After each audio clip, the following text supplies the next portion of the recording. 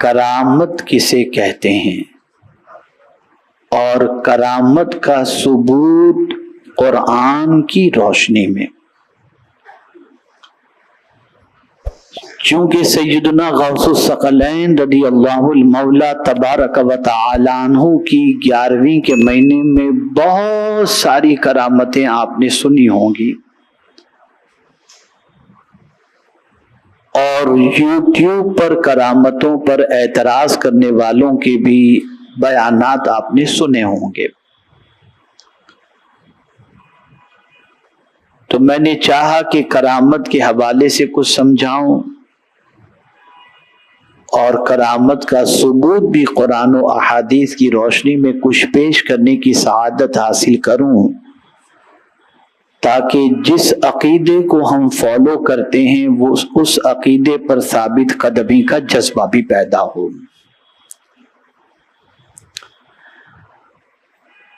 کرامت ولی سے صادر ہوتی ہے، یہ ذہن میں پہلے رکھ لیں. کرامت کس سے صادر ہوتی ہے؟ بولیے بولیے، ولی سے. اب یہاں ایک کریکشن کر دوں، بہت سارے لوگ جو ولی نہیں ہوتے، نمازی بھی نہیں ہوتے، اور اگر وہ کوئی بات کہہ دیں اور ہو جاتی ہے وہ بات آرڈینری بندے کی بھی، تو آدمی کہتا ہے یہ تو آپ کی کرامت ہے. بالکل نہیں کہنا چاہیے.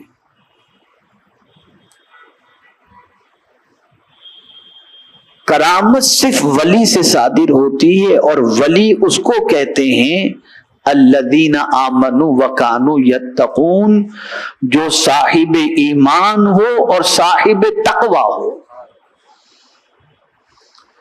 جس کی زندگی کے اندر فرائض کی پابندی پائی جاتی ہو، اور جس کی زندگی کے اندر شریعت و سنت کی پاسداری پائی جاتی ہو، اللہ اور اس کے رسول جل جلالہ و صلی اللہ علیہ وسلم کی اطاعت پائی جاتی ہو، تو قرآن کی روشنی میں وہ ولی ہے. اور ایک تعریف میرے آقا صلی اللہ تعالی علیہ وسلم کی طرف سے یہ بھی ہے، جس کے چہرے کو دیکھو تو خدا یاد آ جائے. اب آئیے، اتنا سمجھ لینے کے بعد اب تھوڑا سمجھیں کہ کرامت کسے کہتے ہیں. ولی سے جو بات، آرڈینری آدمی کی بات نہیں کر رہا ہوں، ولی سے جو بات خلاف عادت ظاہر ہو اسے کرامت کہتے ہیں. ولی سے جو بات خلاف عادت ظاہر ہو اسے کرامت کہتے ہیں. مثال کے طور پر کسی اللہ کے ولی نے ایک ہی قدم میں مشرق سے مغرب طے کر لیا تو یہ ہوئی کرامت. عام انسان ایک لمحے میں مشرق سے مغرب کا سفر بغیر ہوائی جہاز کے طے نہیں کر سکتا، لیکن اللہ کے بہت سارے ایسے ولی ہیں جن کی پوزیشن یہ ہے کہ فجر کہیں پڑھتے ہیں، عصر کہیں پڑھتے ہیں، اور مغرب کہیں پڑھتے ہیں. تو یہ خلاف عادت، عام بندہ یہ نہیں کر سکتا، لیکن ولی کو اللہ عز و جل نے یہ قوت عطا فرمائی ہے. ایسے ہی 2 آدمیوں کے کھانے کو 200 آدمیوں کا کھا لینا، یہ اگر کسی ولی نے دم کر دیا یا ہاتھ رکھ دیا یا کہہ دیا، اور یہ خلاف عادت کے 2 آدمی کا کھانا 2 کی بجائے 200 کو پورا ہو جائے اور اس کے بعد بھی بچا رہے، اس کو کرامت کہتے ہیں. اس کو کرامت کہتے ہیں. میرے پیارے آقا صلی اللہ تعالی علیہ وسلم کے پیارے دیوانوں، اس بات کو بھی ذہن کے اندر رکھیں کہ رسول گرامی وقار صلی اللہ تعالی علیہ وسلم اور انبیاء کو جو معجزے دیے گئے، ان معجزوں کو کسی ولی کی طرف نسبت کرنا، خاص طور پر قرآن کے حوالے سے کہ ہمارے فلاں ولی صاحب فلاں بزرگ ہیں، ان پر اللہ کی طرف سے آیتیں نازل ہوتی ہیں، یہ کفر ہے. اور اسی طریقے سے فلاں ہمارے بزرگ نے اللہ کا دیدار بیداری کے اندر کیا، یہ اگر کوئی کہتا ہو تو ولی کے لیے یہ کہنا بھی کفر ہے۔ عالم خواب کے اندر دیدار کی بات جدا ہے، قرآن کا نزول کسی ولی پر نہیں ہو سکتا، نہ آیات ان کے اوپر نازل ہو سکتی ہیں۔ اگر کوئی یہ عقیدہ رکھتا ہے کسی ولی سے متعلق تو وہ دائرہ اسلام سے خارج ہو جائے گا۔ میرے پیارے آقا صلی اللہ تعالی علیہ وسلم کے پیارے دیوانوں، اولیاء کی کرامات حق ہیں اور قرآن و حدیث سے ان کی کرامتوں کا ثبوت موجود ہے۔ میرے پیارے آقا صلی اللہ تعالی علیہ وسلم کے پیارے دیوانوں، چند باتیں، چند کرامتیں میں قرآن شریف سے آپ کو ثابت کرنے کی کوشش کروں تاکہ آپ محسوس کر سکیں کہ اللہ عز و جل نے اپنے دوستوں کو کتنا اونچا مقام عطا فرمایا ہے اور پروردگار جل جلالہ نے کس طریقے سے ان پر کرم خاص کی نظر فرمائی ہے۔ حضرت مریم رضی اللہ تعالی عنہا، نبی تو مرد ہی ہوتے ہیں، کوئی عورت نبی نہیں ہو سکتی، تو حضرت مریم جو حضرت عیسیٰ علیہ السلام کی والدہ ہیں وہ ولیہ تھی۔ اب قرآن کیا کہہ رہا ہے؟ کلما دخل علیہا زکریا المحراب، جب زکریا علیہ السلام ان کے محراب، اب محراب جو ہے نا آپ سمجھتے ہیں یہ محراب، حضرت مریم محراب میں ہی رہتی تھی، تو محراب کے اندر یعنی نماز کی جگہ میں جاتے، یعنی کون؟ حضرت زکریا، تو وہاں سردیوں کے پھل، گرمیوں میں سردیوں میں جو پھل ہوتے ہیں نا، پھلوں کا بھی موسم ہوتا ہے، گرمی کے پھل جدا ہوتے ہیں، سردیوں کے پھل جدا ہوتے ہیں، تو ان کے محراب کے اندر سردیوں کے پھل گرمیوں میں اور گرمیوں کے پھل سردیوں میں حضرت زکریا علیہ السلام پاتے، حیران ہو کر پوچھتے حضرت مریم سے، اے مریم یہ پھل تمہارے پاس کہاں سے آئے؟ یہ پھل تمہارے پاس کہاں سے آتے ہیں؟ تو حضرت مریم جواب دیتی ہیں، اور کیا جواب دیتی ہیں؟ اللہ اکبر!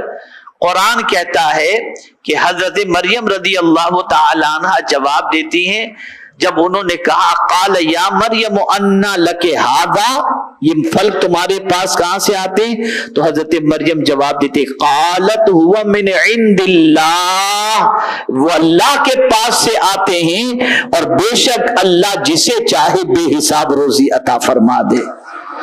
تو ایک ولیہ محراب میں عبادت و ریاضت کے اندر لگی رہی،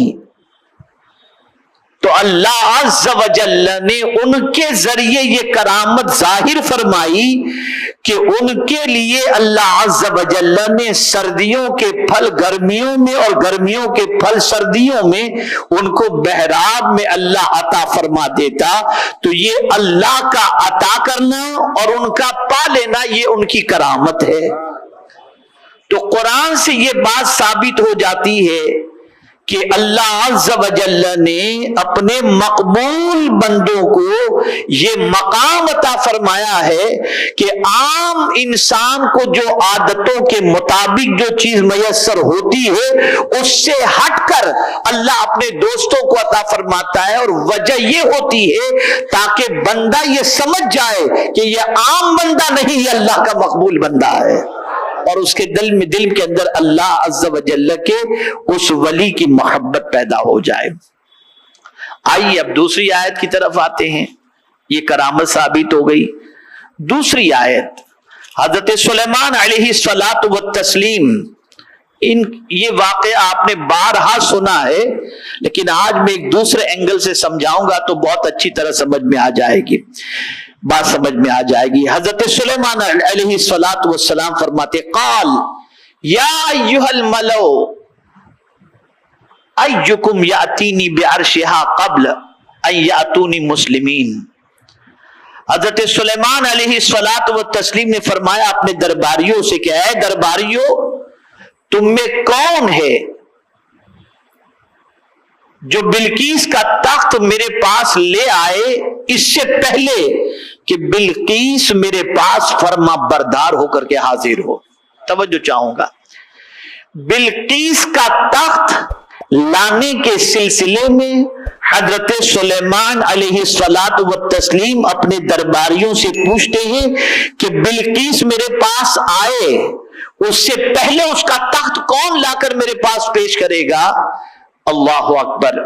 میرے پیارے آقا صلی اللہ علیہ وسلم کے پیارے دیوانوں، اس موقع پر اس درباریوں کے اندر ایک سرکش جن موجود تھا۔ قرآن کہتا ہے اس نے کہا قال عفریت من الجن انا آتیک بہ قبل ان تقوم من مقامک، تو اس خبیث جن بولا کہ میں وہ تخت حضور میں حاضر کر دوں گا قبل اس کے کہ حضور اجلاس برخاست کریں، یعنی محفل ختم ہوگی اس سے پہلے میں بلقیس کا تخت لا کر آپ کے سامنے پیش کر دوں گا۔ اب کیا بلقیس کا تخت بازو میں تھا؟ اتنا سا تھا؟ نہیں، ٹنوں وزن کا تخت تھا، 7 دروازوں کے تالے کے اندر یہ تخت تھا اور سینکڑوں میل کی دوری پر یہ تخت تھا۔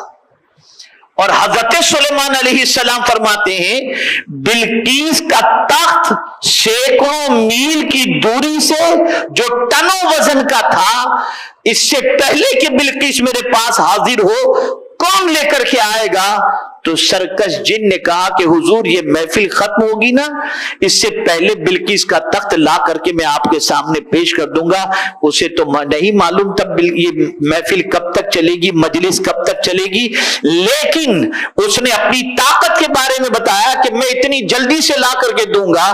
لیکن اسی محفل میں ایک اللہ کے ولی موجود تھے، حضرت آصف، ان کی شان قرآن بیان کرتا ہے قال الذی عنده علم من الکتاب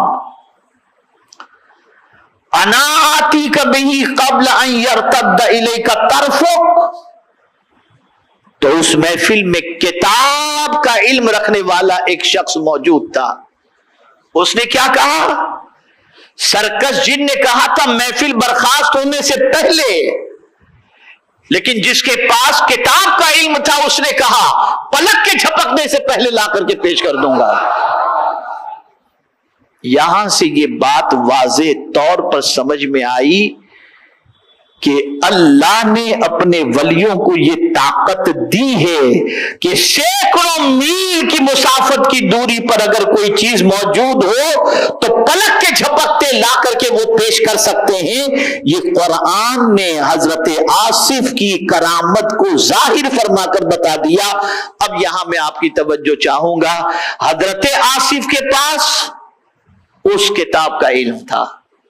حضرت آصف سلیمان علیہ الصلوۃ والسلام کے اصحاب میں سے ولی تھے، لیکن غوث پاک تو سید الانبیاء کے ماننے والوں کے اندر، اور سب سے بڑی کتاب جو قرآن مقدس ہے، حضرت غوث پاک کو اللہ نے اس کا علم عطا فرمایا تھا۔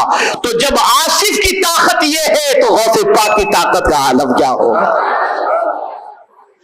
تو اللہ نے اپنے ولیوں کو یہ طاقت عطا فرمائی ہے، یہ قوت عطا فرمائی ہے، اور اس قوت کا قرآن مقدس کے اندر ذکر بھی موجود ہے۔ میرے پیارے آقا صلی اللہ تعالی علیہ وسلم کے پیارے دیوانوں، یہ 2 باتیں میں نے قرآن کی روشنی سے 2 کرامتیں آپ کو بتا دی۔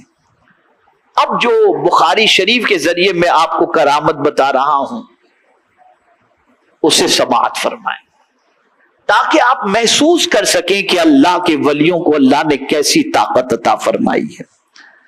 حضرت جریج رضی اللہ تعالی عنہ، جن کے متعلق بخاری شریف میں حضرت ابو ہریرہ رضی اللہ تعالی عنہ سے روایت ہے کہ رسول اعظم صلی اللہ علیہ وسلم نے فرمایا کہ بنی اسرائیل کے ایک عبادت گزار شخص تھے جن کو جریج کہا جاتا تھا۔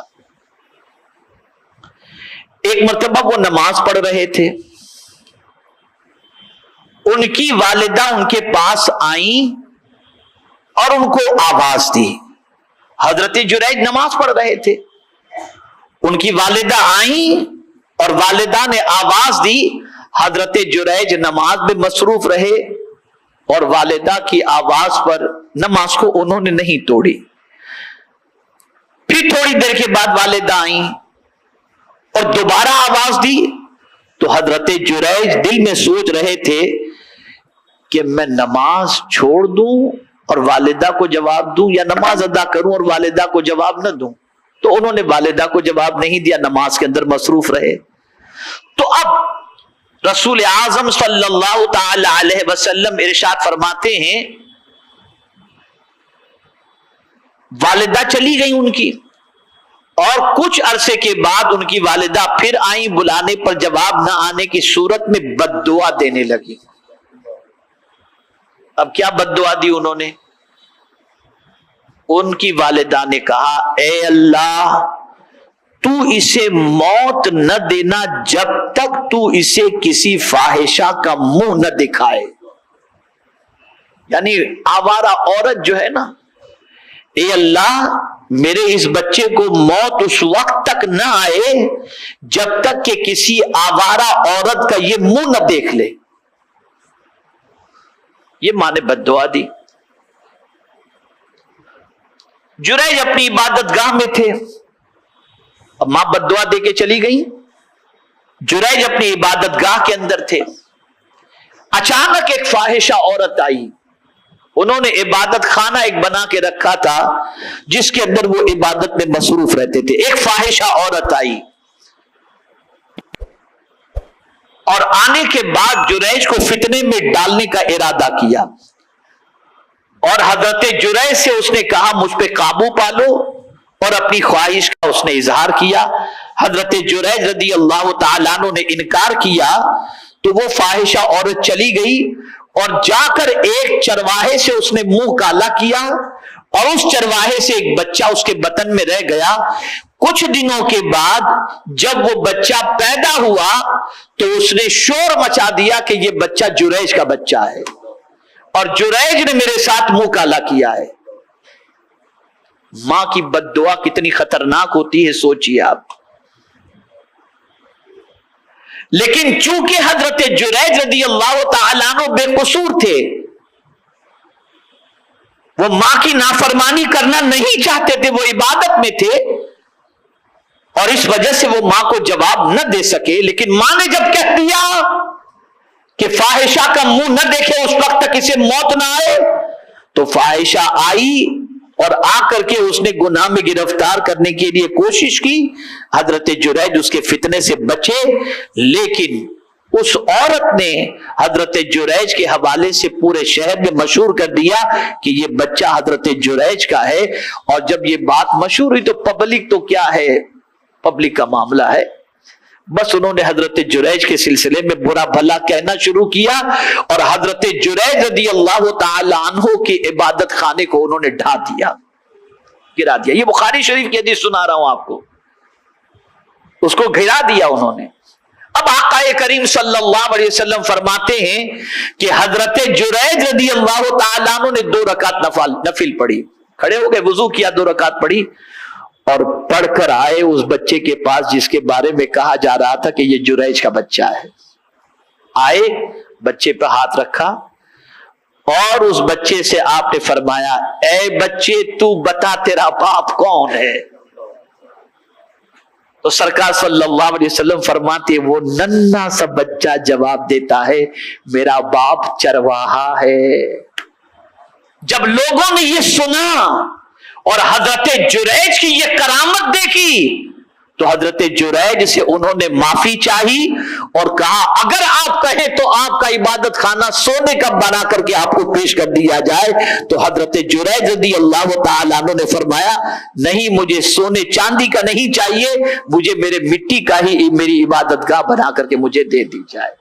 پتا چلا اللہ ولی کو یہ قوت عطا فرماتا ہے کہ وہ اگر ننھے سے بچے سے بھی بولنے کے لیے کہے تو بولنے کی قوت اللہ اسے عطا فرما دیتا ہے. یہ طاقت اللہ نے اپنے دوستوں کو عطا فرمائی.